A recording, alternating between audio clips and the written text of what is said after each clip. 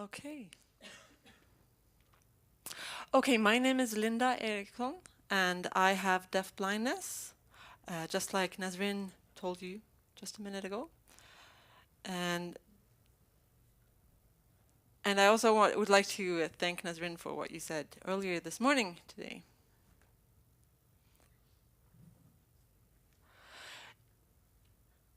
If you don't have any contact and if you don't have any knowledge with people that have deaf blindness, then you miss something.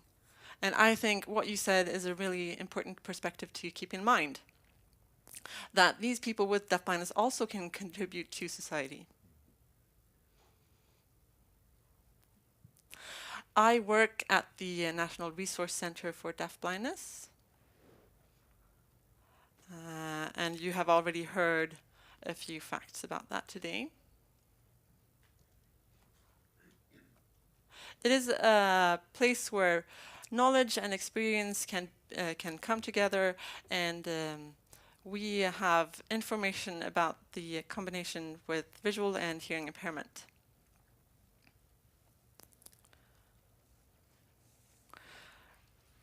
We work under the National Swedish Board of Health and Welfare, and our main goal is to work as an expertise and to support other authorities and other different actors in society.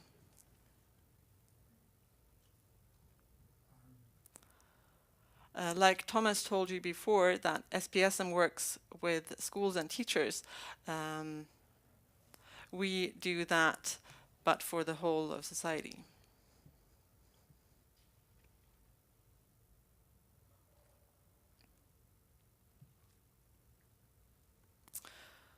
If you would like to know any more information about the National Resource Center, there's a sheet in the handouts that you got before.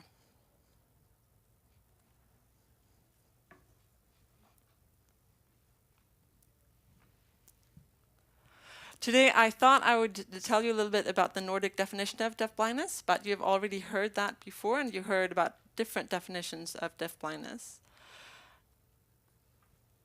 and also the implications of deafblindness and social haptic communication. I want to tell you a little bit about deafblind interpreting, and also I would like to tell you what we hope to get out of this project. Some of these things you have already heard, so I will try to adapt and give you some more information about my own experiences as well.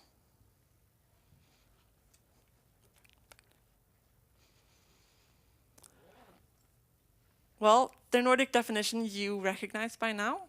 You've seen it a few times already, but I will just repeat it because it is important, and I will stress some things.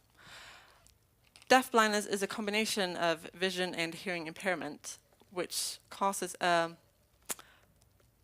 specific impairment because the senses cannot compensate for each other. If you're deaf, you usually rely on your vision instead to compensate. Or you may use different technical aids that also use the visual sense. Or the other way around, if you're blind, you use your hearing to compensate for your loss of vision. And you usually use technical aids that use you rely on your hearing. But you cannot do this if you have deafblindness. So deafblindness is a specific impairment. And just like Nasrin said this morning, it is more than just 1 + 1 = 2. It equals something else.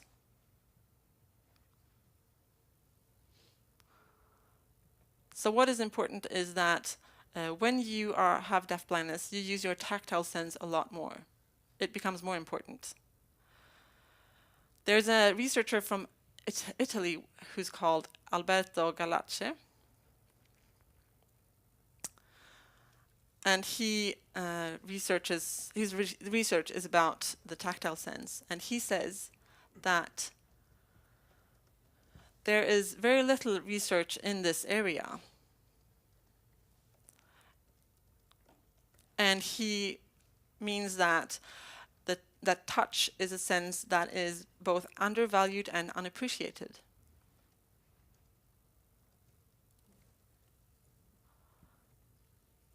And that the tactile sense is something that we humans develop immediately, even before we are born.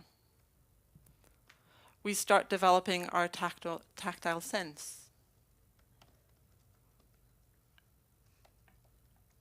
And from we're born and when we develop in our life, we develop our other senses and they become more dominant. But if you lack the other senses, for instance, vision and hearing, the tactile sense is still very important.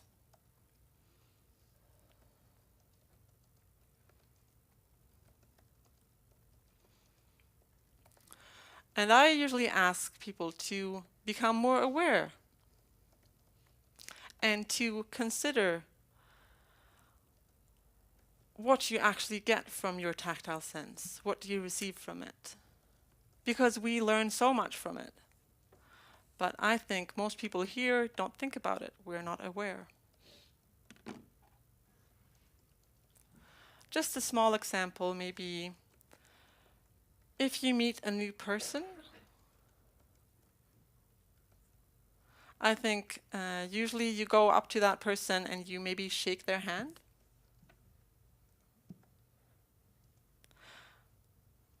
Or you maybe just have eye contact and nod a little bit.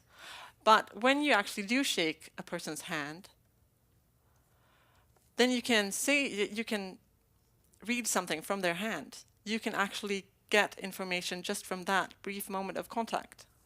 And I think most people in this room maybe haven't thought about that.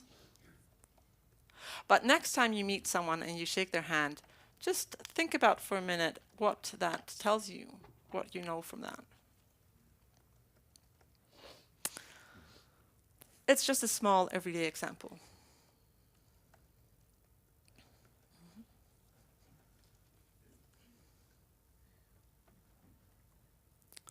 There are 3 different types of deafblindness, and you've already heard about this.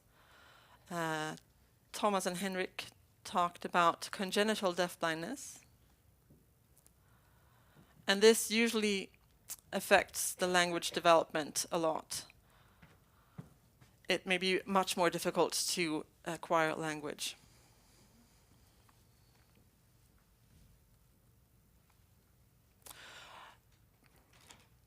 The other type of deafblindness is acquired deafblindness, which I have. It means that you acquire deafblindness sometime in your life, but you have acquired the language first. Maybe you use spoken language or use sign language. And you may continue using this method of communication, but you have to adapt it to your own way so it works for you to communicate with it.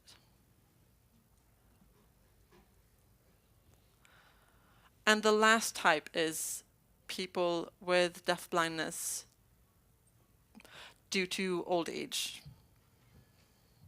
And like Nestor said this morning, many people have this type of deafblindness. And today our population grows older and older. So when we talk about people with deafblindness, we usually don't address this certain group.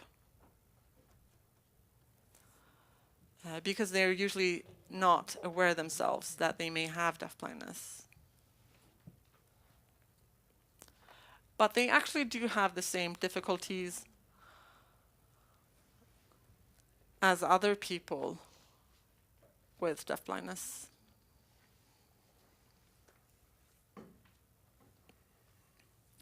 And what may these difficulties be? Well, the biggest one,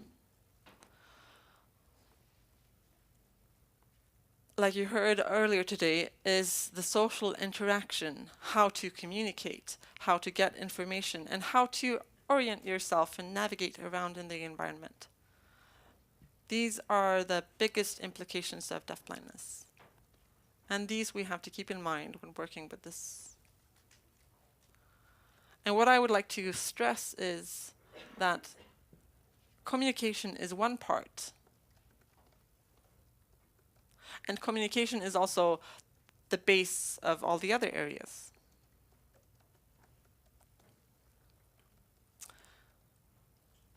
If I don't have a way to communicate, then it will be hard for me to join in different activities and to navigate.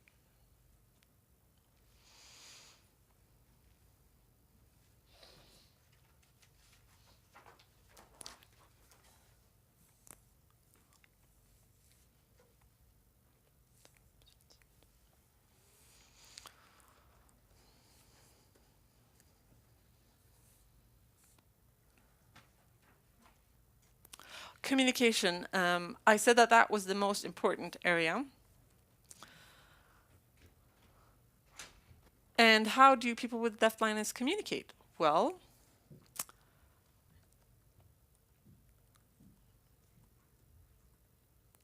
it's not really a big difference to how people without deafblindness communicate. You just do it a little bit differently.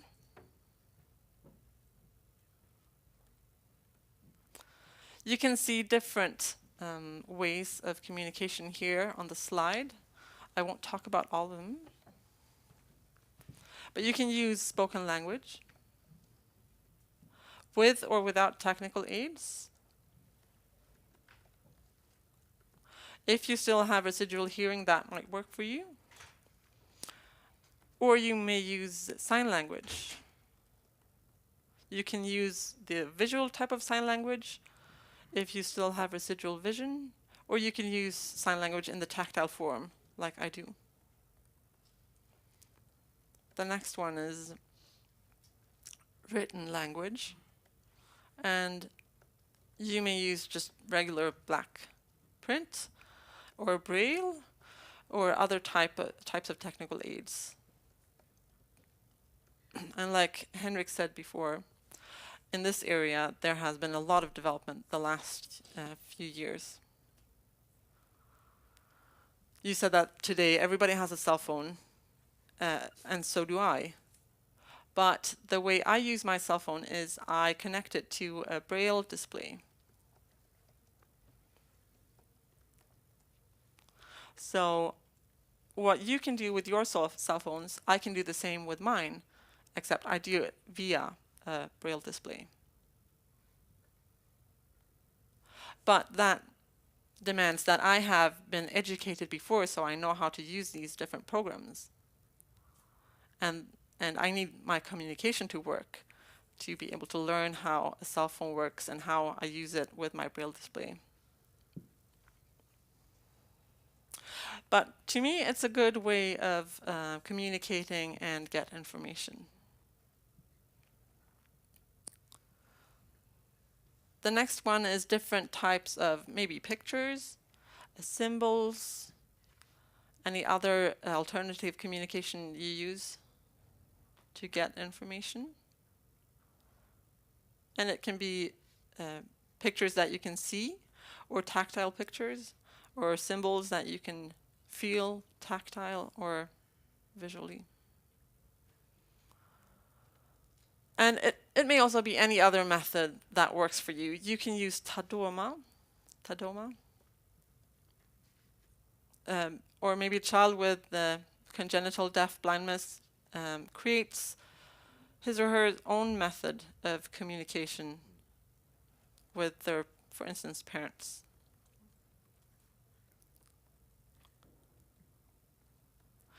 Maybe you can only use this method of communication with a person that's used to meeting you, but it's still communication. And under all these areas, I have put social haptic communication, which is used as a complement to any method of communication.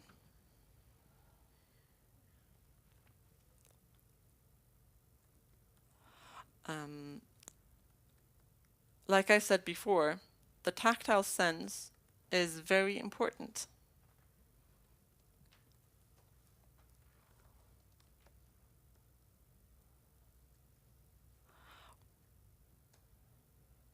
You can get information through your tactile sense, but also haptically.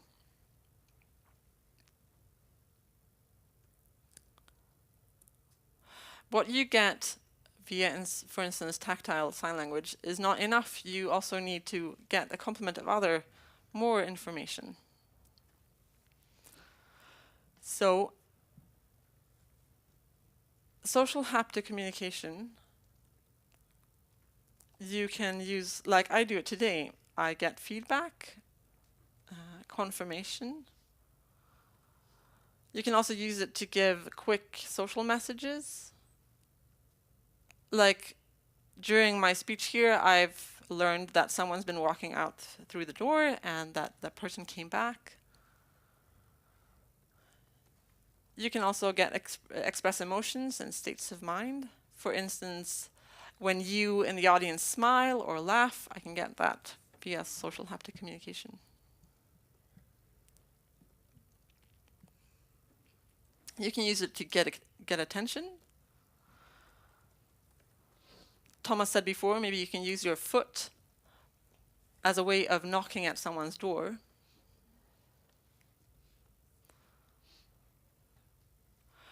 Or to show directions, to guide someone. Everyone who has guided someone with a visual impairment probably has used social haptic communication. Because you walk next to that person, and when you move your body, the other person can feel it, and this is a part of social haptic communication.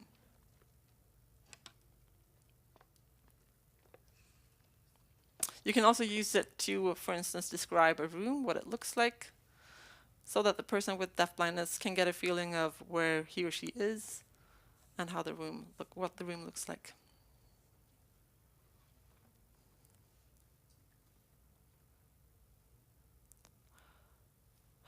If you haven't heard about the about social haptic communication before, you may think that this is something new. This is a new invention or a new area that has come up, but it really isn't. This is something that we have used for many, many years before.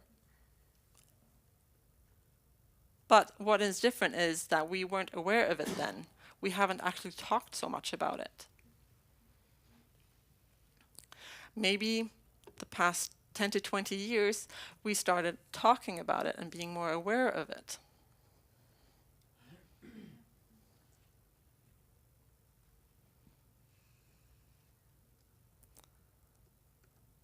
And we have learned to use it and utilize it more and more. And maybe that's the part that's actually new about it. But the way of using it is not new.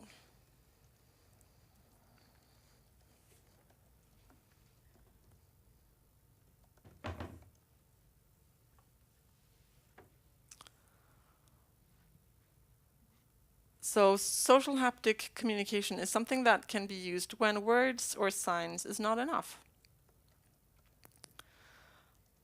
It can be used to get something more.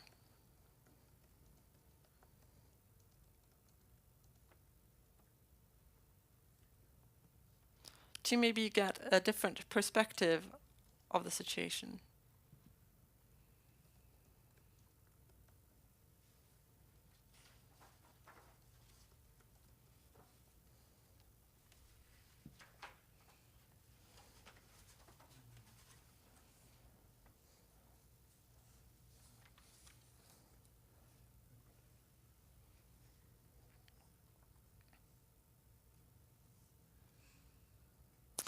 Like someone said before me,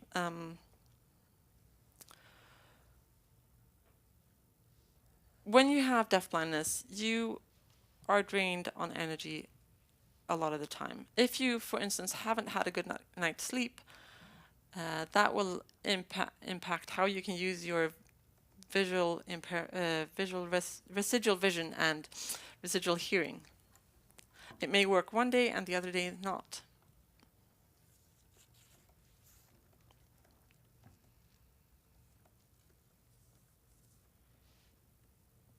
I would just like to talk a little bit about deafblind interpreting.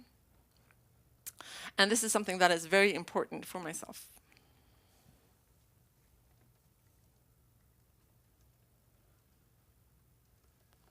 And deafblind interpreting consists of interpreting speech but also it has two other areas. You do these three elements at the same time. If you're a sign language interpreter, or you can compare that to being an interpreter between, for instance, Swedish or English, and then you interpret between two different languages. And that is, of course, also part of deafblind interpreting. My interpreters do that today. I have one interpreter voicing what I'm signing. But that is not enough for a deafblind interpreter. I also need to get environmental description and guiding.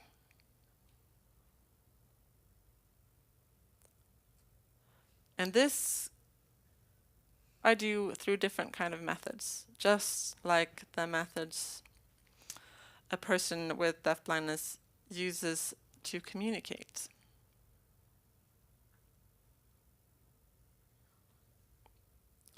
So I use tactile sign language. Other people may use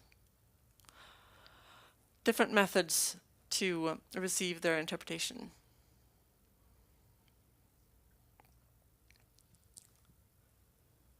And social haptic communication, like I said before, is an important complement to any interpreting method that you may use.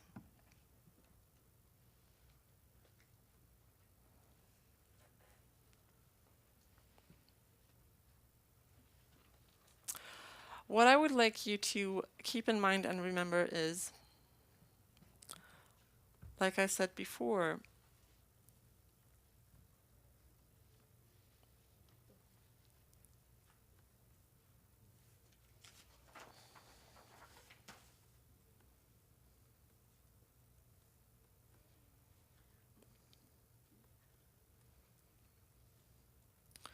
for a person with deafblindness, the biggest area that is most important is communication, to get information and to be able to orient oneself.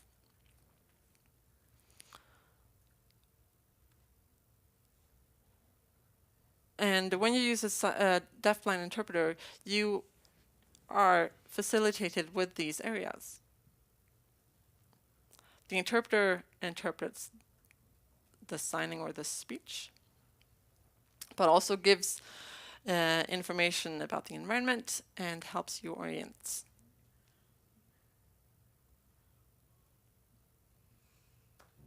But if you don't have a deafblind interpreter present, or if you meet a person with deafblindness, then any of you could think like an interpreter. You can keep in mind these three areas that a person with deafblindness needs help with. You can facilitate for that person by thinking like that. And communication is the most important part, but communication is not the one and only. If I don't get information about what happens around me, then it will be hard for me to participate in the communication as well.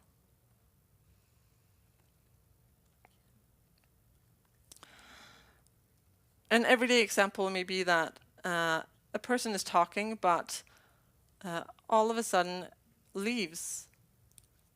And if I don't get this information, I will keep talking to that person even though he's not here anymore. So all these three areas or elements are important.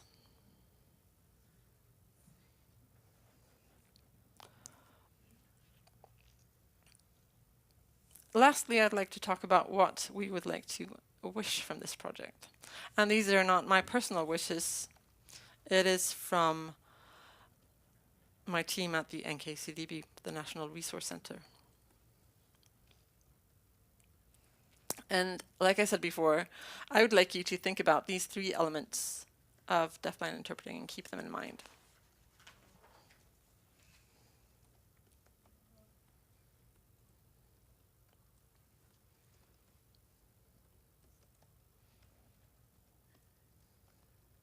And also remember what the researcher Alberto Galace, what he said.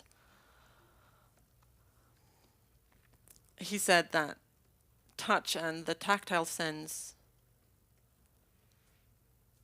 has a lot of possibilities, but maybe we're not aware of this today. I think in this project we can make touch more appreciated.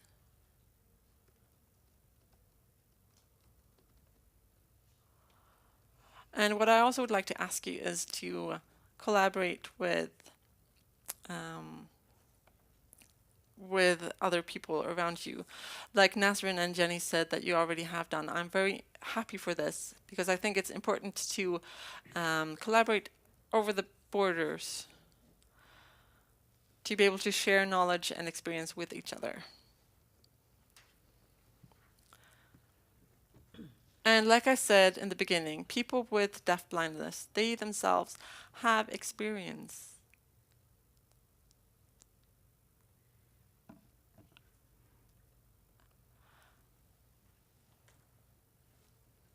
And we have a lot more experience with using the tactile sense. That doesn't mean that we know everything about it, definitely not, but we are used to using it more than most.